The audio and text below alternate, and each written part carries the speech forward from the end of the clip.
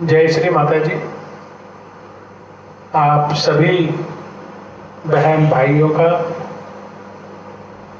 आज के इस कार्यक्रम में स्वागत है। अब हम आज का कार्यक्रम शुरू करने जा रहे हैं। जैसा कि आप सभी जानते हैं,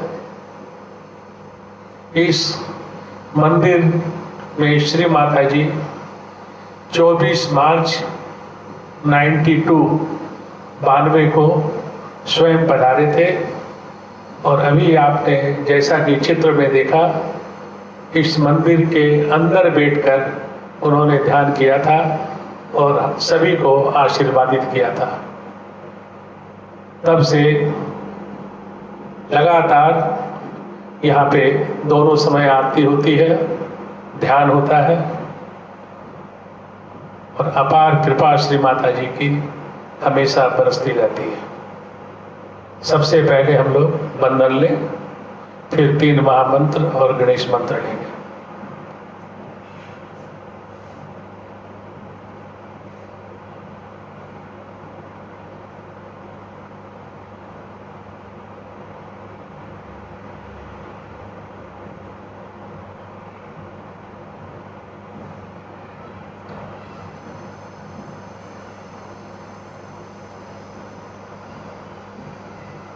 हम जो ये बंधन लेते हैं, ये देवी कवच है। दुर्गा सप्तशती जो मार्कंडेय पुराण का एक अंश है, तो उसमें देवी कवच के बारे में, जिसमें 56 श्लोक है, हमारे शरीर में स्थित सभी अंग, पैर के अंगूठे नखा से लेकर शिखा, सिर की चोटी तक, हमारे अंदर जितने भी देवी देवता आदियों का वास है, उस सभी से विनती की गई है, उन सभी से निवेदन किया गया है, हमारे कौन से अंग पर कौन से देवी का वास है और कैसे हमारे शरीर की वो रक्षा करती है। श्री माता जी ने इसी शक्ति को 3 बार कुंडलिनी बांधकर और 7 बार उन देवी देवताओं का जो ऊपर सिर पे कुंडलिनी बांध के और शरीर का जो बंधन लेते हैं, उससे हमें वही सुरक्षा प्रदान होती है जो देवी कवच के पाठ से, उसके अनुष्ठान से और उसके यज्ञ से होती है। सबसे पहले हम जो 3 बार कुंडलिनी बांधते हैं, साक्षात श्री महालक्ष्मी, महासरस्वती, महाकाली को हमारे जो त्रिकोणाकार स्थिति में सोई हुई है, वहां से उसको उठाकर अपने सहस्त्रार के ऊपर ले जाकर परब्रह्म से बांधते हैं। फिर हमारे 7 चक्रों पर 7 जो देवता स्थित हैं, उन 7 देवताओं को नमस्कार करते हुए, उनको प्रणाम करते हुए कि हमें वो सुरक्षा प्रदान करें, हमारी इन शक्तियों को ऊपर जाने में हमारी मदद करें।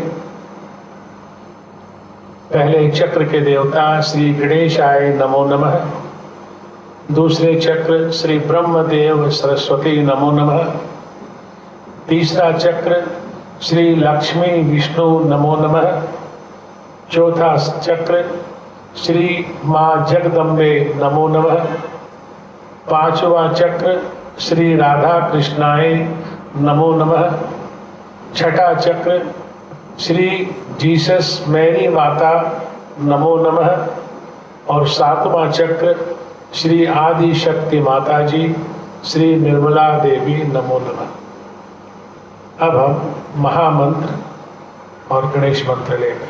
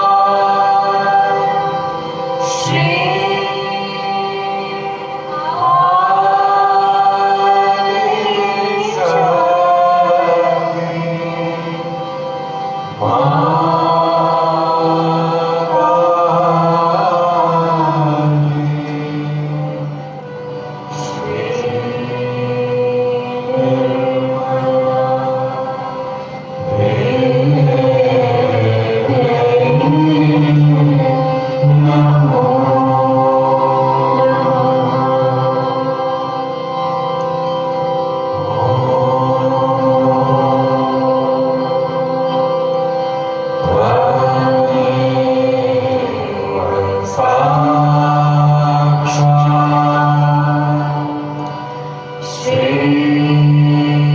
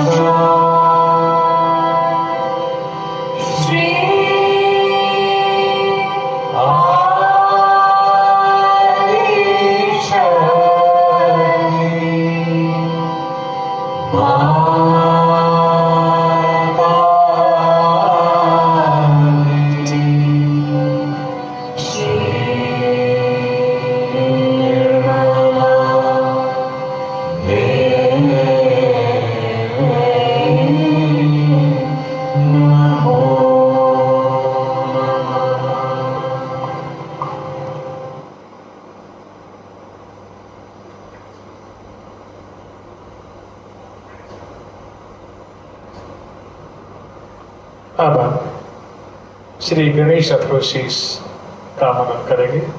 सभी कोई श्री गणेश का ध्यान करें।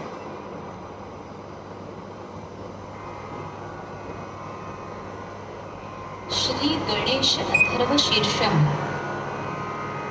ओम नमस्ते गणपतये त्वमेव प्रत्यक्षं तत्त्वमसि त्वमेव केवलं कर्तासि त्वमेव केवलं धर्तासि त्वमेव केवलं हर्तासि त्वमेव सर्वं खल्विदं ब्रह्मासि त्वं साक्षादात्मासि नित्यं ऋतं वच्मि सत्यं वच्मि अवत्वं माम् अववक्तारम् अवश्रोतारम् अवदातारम् अवधातारम् अवानोचानमवशिष्यम् अवपश्चात्तात् अवपुरस्तात् अवोत्तरात्तात् अवदक्षिणात्तात् अवचोर्ध्वात्तात् अवाधरात्तात् सर्वतो मां पाहि पाहि समन्तात् त्वं वाङ्मयस्त्वं चिन्मयः त्वमानन्दमयस्त्वं ब्रह्ममयः त्वं सच्चिदानन्दाद्वितीयोऽसि त्वं प्रत्यक्षं ब्रह्मासि त्वं ज्ञानमयो विज्ञानमयोऽसि सर्वं जगदिदं त्वत्तो जायते सर्वं जगदिदं त्वत्तस्तिष्ठति सर्वं जगदिदं त्वयि लयमिष्यति सर्वं जगदिदं त्वयि प्रत्येति त्वं भूमिरापो नलो नीलो नभः त्वं चत्वारि वाक्पदानि त्वं गुणत्रयातीतः त्वं देहत्रयातीतः त्वं कालत्रयातीतः त्वं मूलाधारस्थितोऽसि नित्यं त्वं शक्तित्रयात्मकः त्वां योगिनो ध्यायन्ति नित्यं त्वं ब्रह्मा त्वं विष्णुस्त्वं रुद्रस्त्वम् इन्द्रस्त्वम् अग्निस्त्वं वायुस्त्वं सूर्यस्त्वं चन्द्रमास्त्वं ब्रह्मभूर्भुवस्वरों गणादिं पूर्वमुच्चार्य वर्णादिं तदनन्तरम् अनुस्वारः परतरः अर्धेन्दुलसितं तारेण ऋद्धम् एतत्तव मनुस्वरूपं गकारः पूर्वरूपम् अकारो मध्यमरूपम् अनुस्वारश्चान्त्यरूपं बिन्दुरुत्तररूपं नादसन्धानं संहिता सन्धिः सैषा गणेशविद्या गणकऋषिः निजृद्गायत्री छन्दः गणपतिर्देवता ॐ गं गणपतये नमः। एकदन्ताय विद्महे वक्रतुण्डाय धीमहि तन्नो दन्ती प्रचोदयात्। एकदन्तं चतुर्हस्तं पाशमङ्कुशधारिणं रदञ्च वरदं हस्तैर्बिभ्राणं मूषकध्वजं रक्तं लम्बोदरं शूर्पकर्णकं रक्तवाससं रक्तगन्धानुलिप्ताङ्गं रक्तपुष्पैः सुपूजितं भक्तानुकम्पिनं देवं जगत्कारणमच्युतम् आविर्भूतं च सृष्ट्यादौ प्रकृते पुरुषात् परम् एवं ध्यायति यो नित्यं स योगी योगिनां वरः। नमो व्रातपतये नमो गणपतये नमः प्रमथपतये नमस्ते स्तुलम्बोदरायैकदन्ताय विघ्ननाशिनी शिवसुताय श्री वरदमूर्तये नमो नमः। साक्षात् श्री आदिशक्ति माताजी श्री निर्मला देव्यै नमो नमः। सभी कोई श्री गणेश जी का ध्यान करें थोड़ी देर के लिए। हे श्री गणेश, देश के, विश्व के सभी संकट का विनाश कर दें। अभी सारे विश्व में जो संकट छाया हुआ है, आंतरिक और बाहरी, विषाणु युक्त वायरस आदि जो भी विकार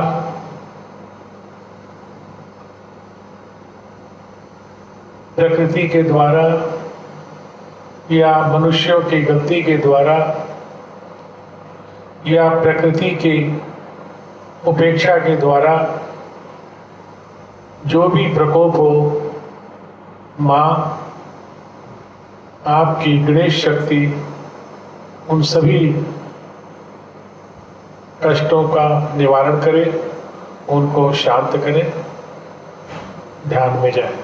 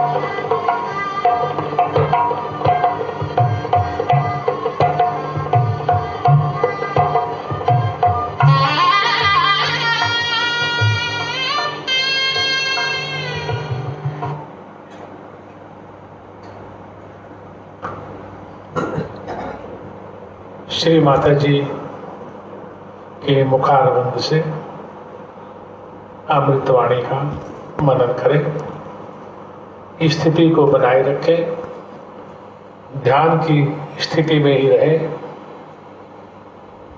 चित्त को पूरी तरह सहस्त्रार में रखें और जब सहस्त्रार खुल जाएगा तो आप आंखें बंद करके अपनी स्थिति को पूरी तरह निर्विचारिता में ले जाके सहस्त्रार से आप सुने जो श्री माता जी कह रही हैं, उसका आत्मसात करें।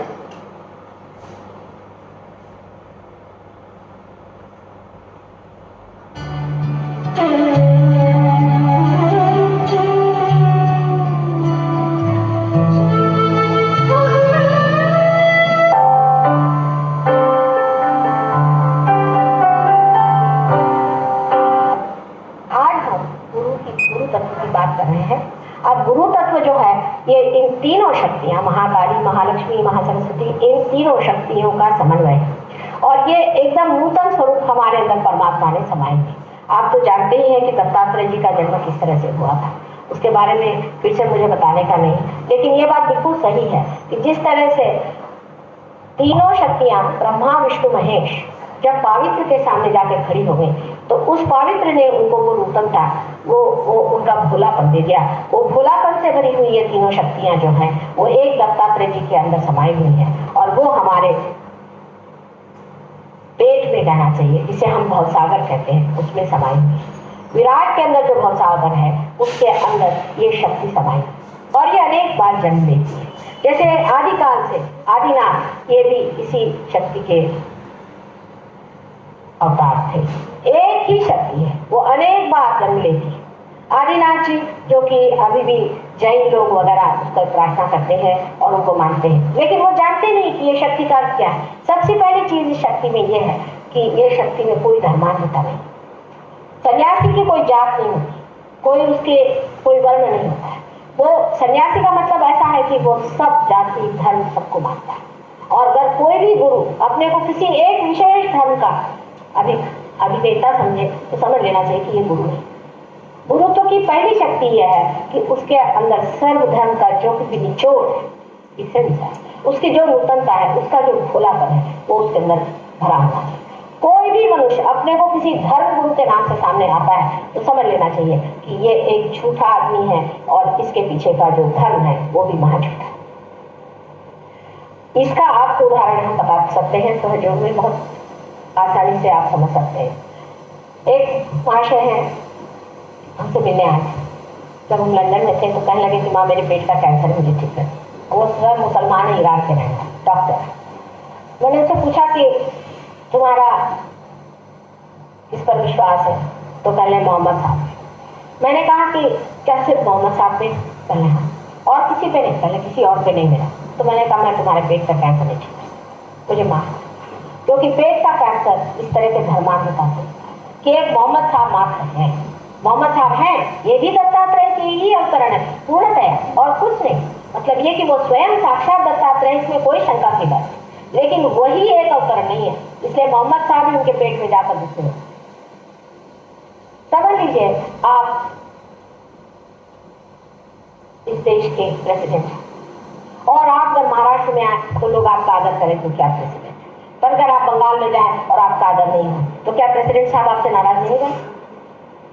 उसी प्रकार ये एक ही शक्ति अनेक बार जन्म में आती है और जब ये अनेक बार जन्म में आती है, हालांकि उसके नाम अलग होते हैं, उसकी जगह अलग होती है, जिस तरह की जरूरत होती है उसी प्रकार ये शक्ति संसार में जन्म लेती है। लेकिन इसका कभी भी अर्थ ये नहीं करना चाहिए कि वो एक शक्ति आई उसके बाद कोई शक्ति नहीं। इस प्रकार की हम लोग हमेशा करते कि एक गुरु को मान लिया फिर और गुरु हो ही नहीं। अब इन महाशय जी जिनको कि पूरी तरह से तकलीफ थी पेट की, ये 2-3 दिन बाद फिर आए, पहले माँ इसको तो ठीक करना ही होगा। मैंने कहा अगर ठीक करना है तो तुम्हें दत्तात्रेय जी को मानना पड़ेगा, आनंद जी को। तो अच्छा जो भी कहोगे वो मानूंगा। फिर मैंने उनसे कहा कि अब तो प्रार्थना करो आनंद जी से कि मुझे क्षमा करें, मोहम्मद साहब से भी प्रार्थना करो कि मुझे क्षमा करें, और उसके बाद उनका कैंसर भी। आपको आश्चर्य होगा कि आजकल इतनी संस्थाएं पॉलिटिकल भी राजनैतिक आदि बन जाती हैं जिसमें लोग ये सिखाते हैं कि इनके धर्मगुरु खराब हैं, उनके धर्मगुरु खराब। वास्तविकता ये है कि इनके जितने भी फॉलोअर्स हैं और जो डिसाइपल्स हैं, जो अपने धर्म से कहते हैं, मुसलमान उतने ही बुरे हैं जितने हिंदू, हिंदू उतने ही बुरे हैं जितने ईसाई, और ईसाई उतने ही बुरे हैं जितने और धर्म के। इनके जितने भी डिसाइपल्स हैं, इन्होंने अपने गुरु को पहचाना नहीं और उनके कहने के अनुसार बिल्कुल नहीं चलते। इसका एक उदाहरण मैं आपसे दे सकती हूँ कि समझ लीजिए कि ईसाई लोग, ईसा मसीह ने अगर कोई बात खास कर कही होगी तो ये कि तुम लोग किसी भी मृत चीज के पीछे न लगे, और भूत पिशाच आदि चीजों के पीछे में तो बिल्कुल नहीं जाए।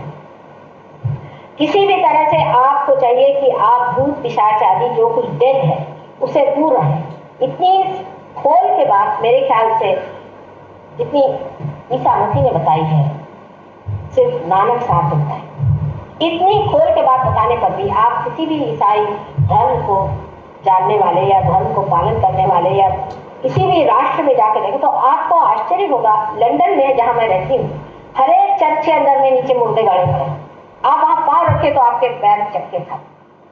हर एक चर्च के अंदर, मंदिर के अंदर उन्होंने मुर्दों गाड़ के रखे। जिस चीज को बिल्कुल मना किया गया था उसी को बराबर ये लोग।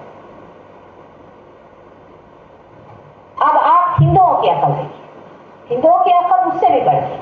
हिंदुओं के लिए बताया गया था कि सर्वधर्म एक ही है।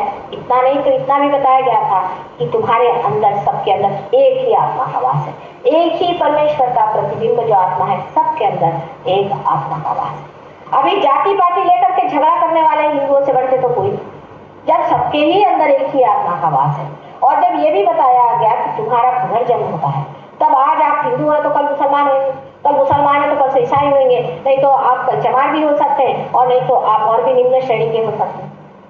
बड़े अपने को बड़े बड़े कहने वाले लोग जो कि अपने को बहुत सोचते हैं कि हम बड़े भारी हिंदू हैं, उनका व्यवहार ऐसा है कि चमारों से भी बदतर, उनसे शूद्रों से भी शूद्र, अति शूद्रों जैसे वो लोग आप देखते हैं जो मंदिरों में बैठ करके वहां दक्षिणा वगैरह लेते। उनके बारे में आप अगर देखें तो आपको विश्वास नहीं होगा कि इनका और परमेश्वर का कहीं संबंध भी है, कि ये परमेश्वर के दुश्मन यहाँ बैठे।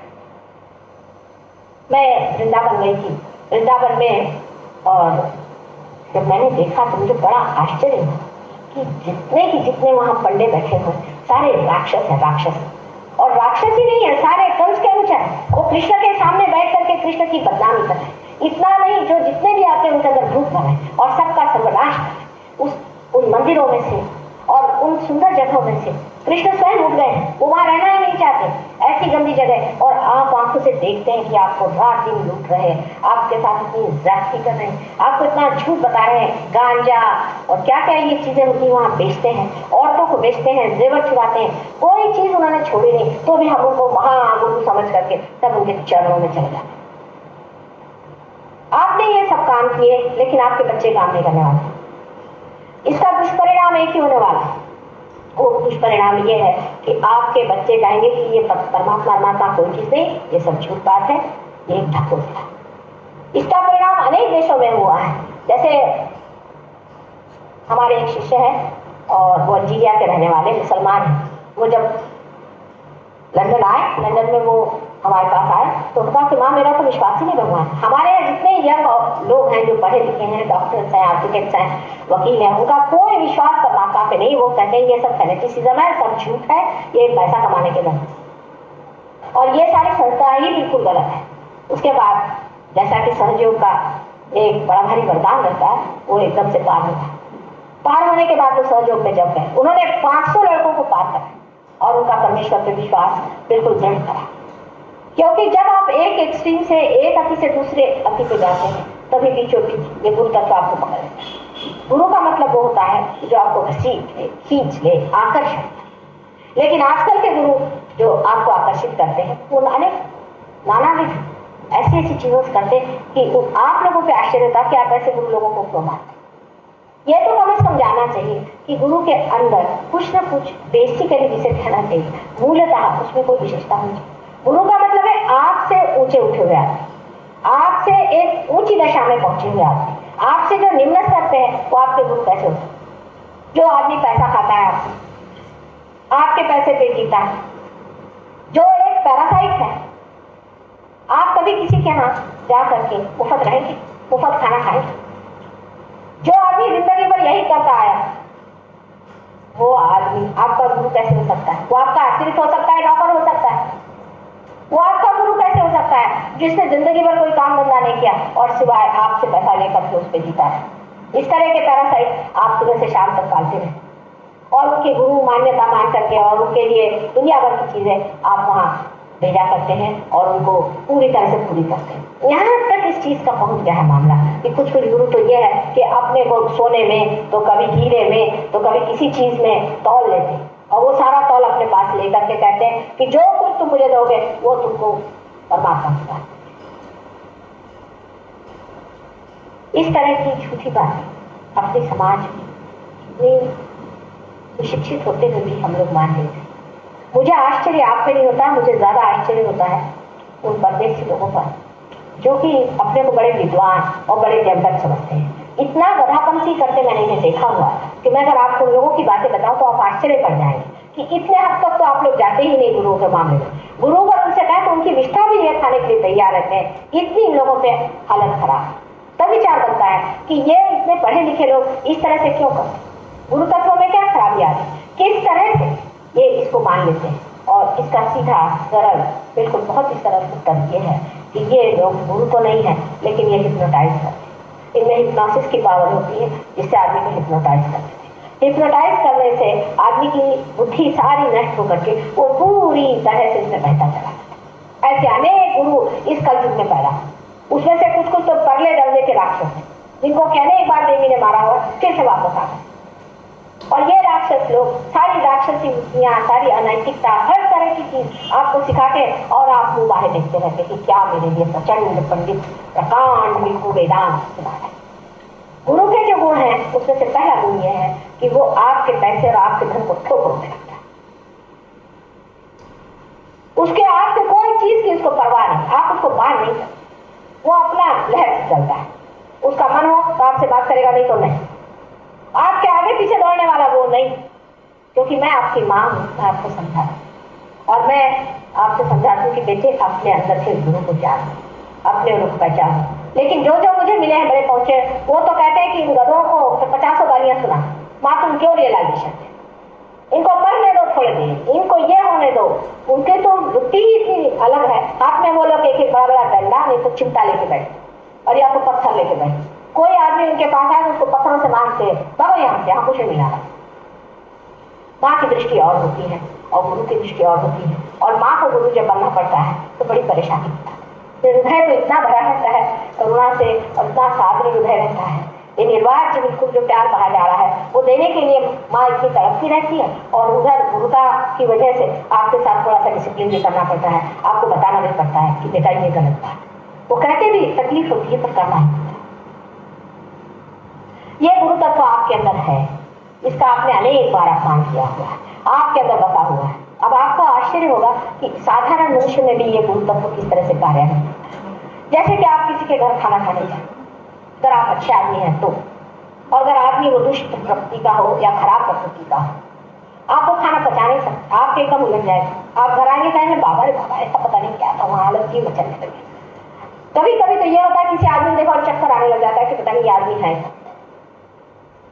इसी प्रकार एक दिन हम कहीं खाना खाने गए थे तो बहुत ही वो शरीफ आदमी लग रहे थे। उनकी बीवी थी, 3 बच्चे थे, बड़े शरीफ कर बैठ के घुमा करते और जाते सब मेरी हालत खराब हो, साफ पता चला उधर मेरे बता नहीं कभी ऐसा कैसे अब तुम्हें, तुम तो चीफ गेस्ट हो यहाँ पर, मैंने कहा चाहे जो भी हो मेरा हाल खराब हो घर चलिए आप, मेरे बता नहीं। यहाँ तो कुछ बड़ी आतंक की बात चल रही। जब मैं घर पे चली आई उसके बाद 8 दिन में एक छोटी सी लड़की, हमारी लड़की साथ पढ़ती थी, वो आई तो मैंने उनसे पूछा, उसका भी नाम वही था, महाशय था। तो मैंने कहा क्या तुम मुझे जानती हो? कल वो तो मेरे पिता, मैं कहा तुम्हारे पिता, तो तुम्हारी ऐसी दशा तो कहना उन्होंने मेरी माँ को छोड़ दिया, मेरी माँ की सारी प्रॉपर्टी ले ली और अब इस औरत को रखा हुआ है घर में और ये 3 बच्चे जो हैं वो ऐसे ही हो गया है। और उसके आँख से एकदम आंसू चल रहा है। पहले मेरी माँ बहुत सरल स्वभाव की थी, इतनी रोई इतना चीखा पर इन्होंने से छोड़ दिया और इस औरत को अपने पास। अब देखिए कि उस घर में जो दुख था, उस घर में जो तकलीफ उस औरत की थी, उससे सारा वातावरण बिल्कुल दूषित था। और मैं वहाँ उनकी सारा जो आमोद प्रमोद हो रहा था जो बिल्कुल हिस्सा नहीं ले पा रही थी। मेरा जी खुद इतना दुखी हो रहा था, आंखों से आंसू बार बार टपकते रहे। मेरी समझ नहीं आ रहा था कि इस वातावरण में ऐसा कौन सा दुख है, ऐसी कौन सा दुखी जीव है जो कि मेरी आत्मा को अंदर से खींच रहा है। और ये बात आप समझ लीजिए कि आपके भी गुरु तत्व में है। आप किसी के घर जाते हैं तो आप देखते हैं कि आपको उनका अन्न पसंद नहीं है। ये सब गुरु तत्व आपके अंदर है, लेकिन आप उसे जागरूक नहीं करते। अब गुरु तत्व को मारने के तरीके क्या है वो मैं आपसे बताऊं। मनुष्य किस तरह से अपने गुरु तत्व को मारते रहता है। किसी को बुरा नहीं लगना चाहिए, क्योंकि मैंने कहा है मैं माँ हूँ, जो सही बात है मैं आपको बताऊंगी और मुझे बतानी पड़ेगी, उसमें बुरा मानने की कोई भी बात नहीं।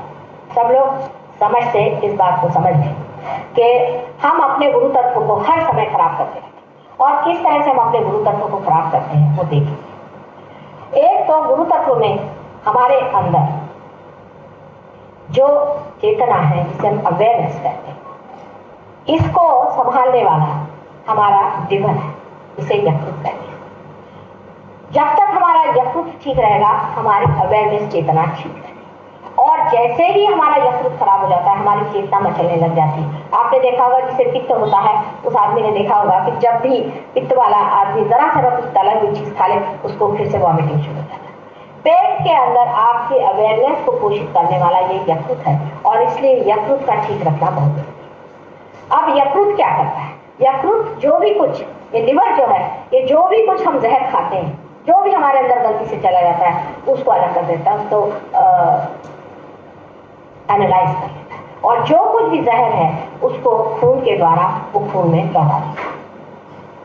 इसको कहना sorting out of the poisons, वो सारा काम लिवर करता है।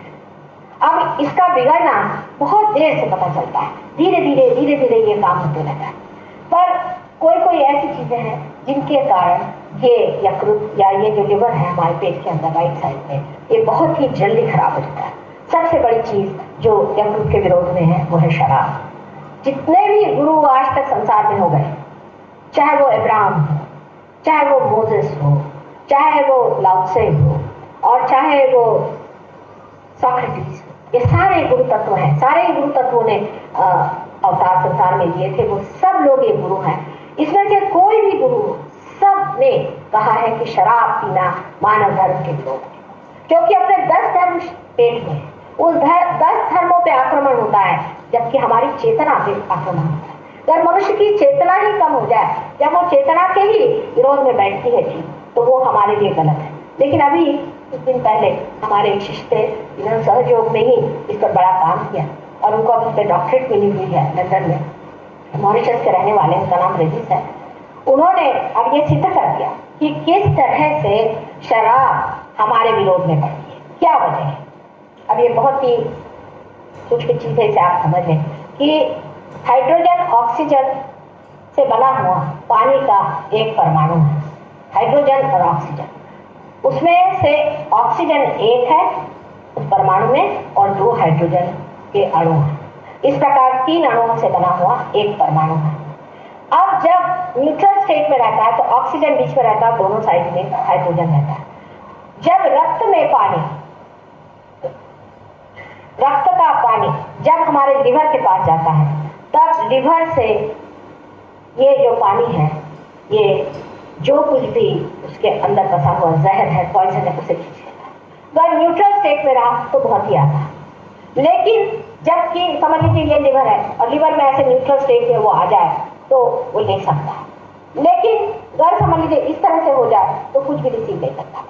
जब आप शराब पीते हैं तो शराब के फर्मेंटेशन के प्रेशर की वजह से ऑक्सीजन नीचे आ जाता है, हाइड्रोजन ऐसा आ जाता है, और ये कुछ भी रिसेप्शन नहीं हो पाता, कुछ भी ले नहीं पाता, कुछ भी स्वीकार नहीं कर पाता। इसके कारण उसके अंदर का जो पॉइजन है वो वैसे ही बना रहता है।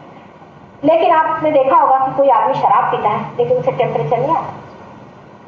अगर आदमी शराब पीने से उसे टेम्परेचर नहीं आता, उसके अंदर की जो हीट है वो सिर्फ लिवर में या किसी न किसी ऑर्गन में जमा होती रहती है। लेकिन जो पानी है, जो कि हमारे खून में बहुत ही जरूरी चीज है, वो पानी इस तरह से हो जाने की वजह से वो उसको शोषण नहीं कर पाता, और हर एक जितने भी ऑर्गन्स हमारे बॉडी के हैं, पहले तो लिवर चौपट होता है, उसके बाद हर एक ऑर्गन धीरे धीरे वो सब में गर्मी आने लगता है, और ऐसा आदमी गर्मी से झुलस जाता है। लिवर में यही चीज होती है, ऐसा नहीं है, सारे ही ऑर्गन्स में थोड़ा थोड़ा होता है।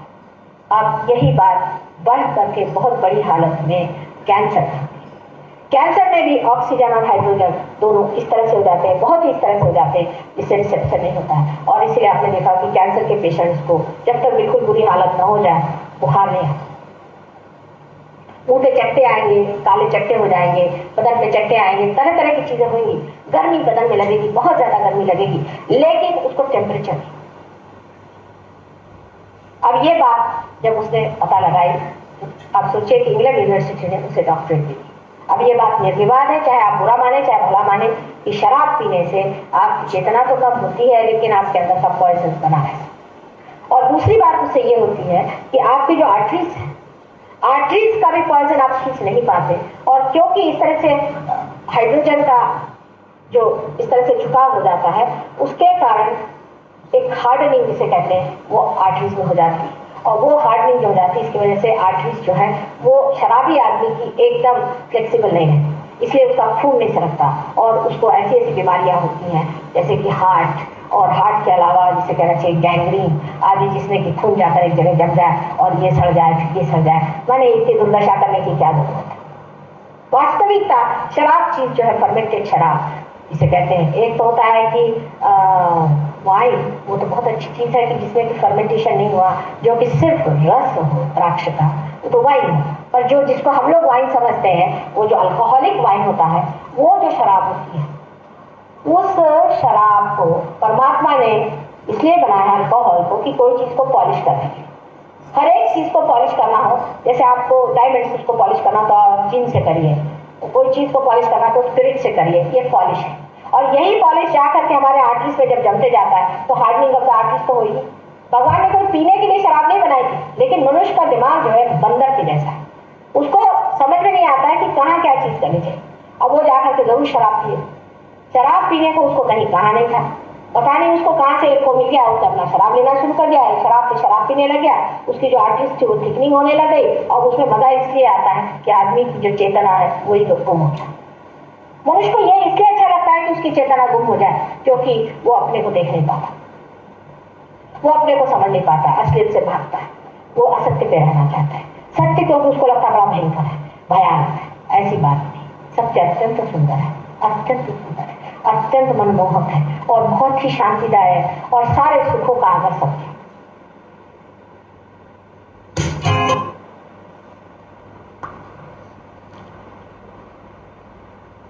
श्री माता जी के चरणों में कोटि कोटि प्रणाम।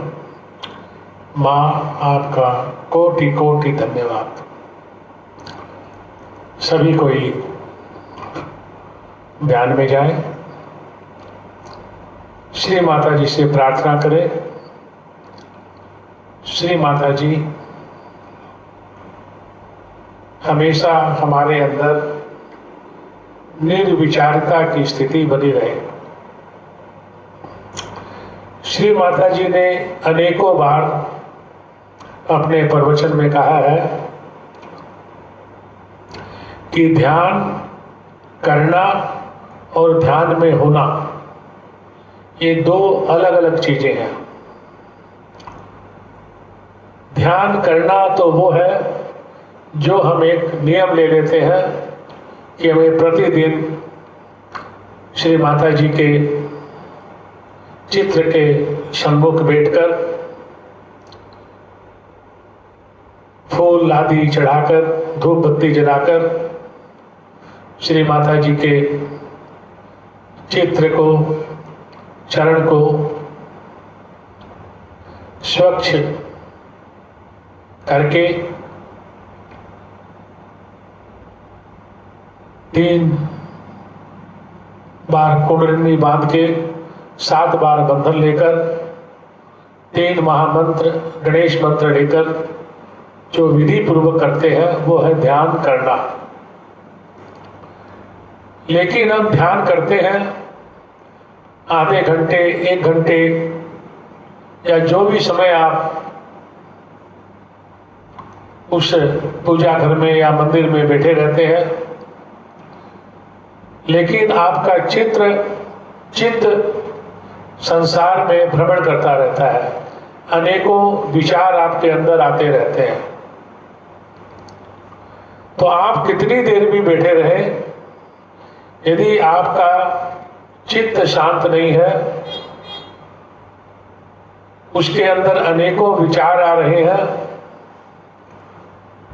आपके अंदर निर्विचारिता की स्थिति नहीं बन पा रही,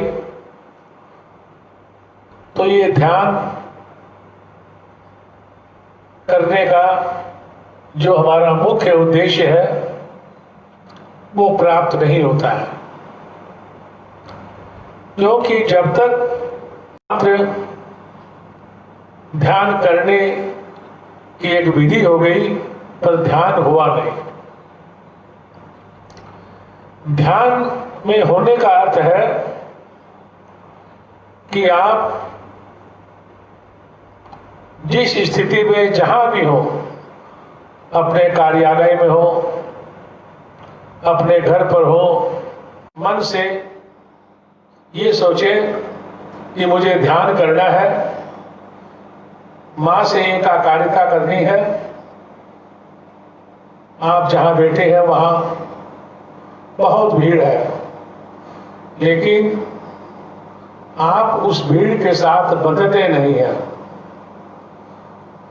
आपने अपने अंदर की सूक्ष्म आंखें बंद की, साक्षी भाव में आप सब कुछ देख रहे हैं, लेकिन अंदर से आप अपने चित्त को सहस्त्रार में ले जाकर ध्यान में मग्न हो जाते हैं। जैसे ही आपका चित्त श्री माता जी को अपने सहस्त्रार पर देखता है, अपने मन की आंखों से, आपके बाहर का जो शरीर है,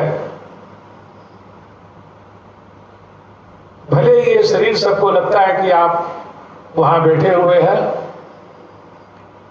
लेकिन आपका जो सूक्ष्म शरीर है वो ध्यान की मस्ती में चला जाए। और जैसे ही आप ध्यान की मस्ती में जाते हैं, आपको चैतन्य आना शुरू हो जाता है। जैसे ही आपका चित्त स्थिर होता है, उसके अंदर विचार आने बंद हो जाते हैं, तो आपका सहस्त्रार खुल जाता है और सहस्त्रार से भी आप हल्की ठंडी ठंडी चैतन्य की अनुभूति करते हैं। और जैसे जैसे आप इस ध्यान की गहनता में जाते हैं, आप जैसे जैसे पूरी तरह से इसमें लिप्त होते जाते हैं, आपका आनंद वैसे ही और ज्यादा बढ़ता चला जाता है। धीरे धीरे ऐसी स्थिति आ जाती है कि आपको ये कोई भान नहीं कि आप कहाँ बैठे हैं और क्या कर रहे हैं। तो शरीर तो जड़ हो गया। शरीर हमारे पंच महाभूतत्व से बना है और ये पांचों जड़ अवस्था में चला जाता है। लेकिन हमारे अंदर जो आत्मा है, जो चित्त है, वो उस चैतन्य को महसूस करता है। और जब तक वो आत्मा हमारे अंदर है, तभी तक ये शरीर है। अन्यथा इस शरीर की कोई कीमत नहीं, कोई वैल्यू नहीं। जब ये आत्मा इस शरीर को छोड़कर चली जाती है, तो इस शरीर को कोई नहीं रखता और उसको जल्द से जल्द पंच महाभूतत्व में मिला दिया जाता है। तो ध्यान में होना अर्थात कि आप बिना किसी कर्म कांड को किए हुए, बिना किसी पूजा सामग्री आदि के लिए आप अपने चित्त को सहस्त्रार में ले जाकर, और जैसे ही श्री माता जी को या उनके मुखारविंद को, उनके चरण कमलों का ध्यान करते हैं, तो आप उनको जाने या ना जाने, पर हमारे अंदर जो कुंडलिनी माँ सुप्तावस्था में है वो उनको पहचानती है। और जैसे ही आप उनका ध्यान करते हैं वो कुंडलिनी माँ उनसे मिलने के लिए खड़ी हो जाती है, जो सांप की तरह 3.5 लपेटे मारकर हमारी रीढ़ की हड्डी के नीचे उस सेक्रम बोन में सुप्तावस्था में होती है, वो ऊपर जाने के लिए खड़ी हो जाती है। इसके अंदर करोड़ों सूत्र होते हैं। धीरे धीरे स्नेह स्नेह इसके 2-2, 4-4 सूत्र ऊपर की ओर ऊर्ध्व गति को जाने लगते हैं। हमारे ऊपर के सभी चक्रों को शुद्ध करते हुए, हमारी आत्मा को प्रकाशित करते हुए हमारे सहस्त्रार चक्र में आते हैं